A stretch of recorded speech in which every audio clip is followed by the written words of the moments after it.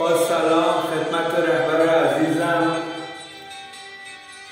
رهبر عالی قدرم، از شما تقاضای بخشش میکنم. بنده طرفدار شاهزاده رضا پهلوی بودم و بسیار غمگینم از این موضوع. تنها راه نجات کشور اطاعت بیچ و ناچرا از رهبری است. بنده محمد صادقیان عضو نیروهای مسلح هنگ مرزی میرجابر، گروهان ریگملک، پاسگاه چالشگر، پاسگاه 93، پهلا، 74، 5، 81، پاسگاه 84 جانباز شدم. افتخاری است برای من. در راه مرزهای ایران جانفشانی کردم. اینک در بطن جامعه که زندگی میکنم متوجه شدم، به درک بزرگی رسیدم. جز آقا به هیچ کس اعتنا نکنید. اینها فان بگیر هستند.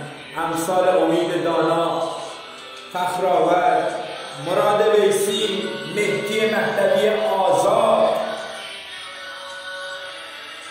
شاهین نجفی،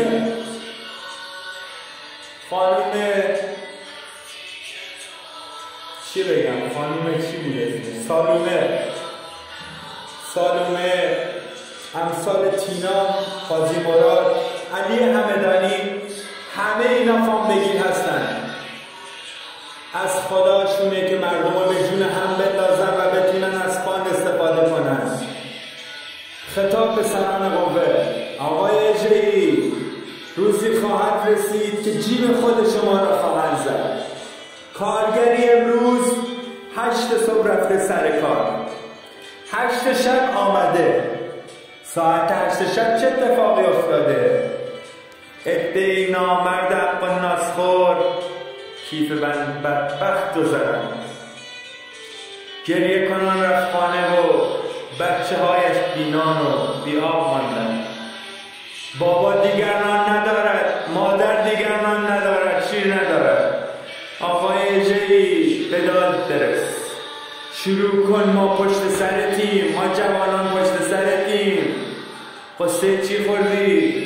لبیک یا خامنه‌ای، لبیک یا خامنه‌ای. برادر مرزبان محمد صادقیان، پشت ایوان رژیم اسلامی. اینجا حکومت اسلامی است و میماند.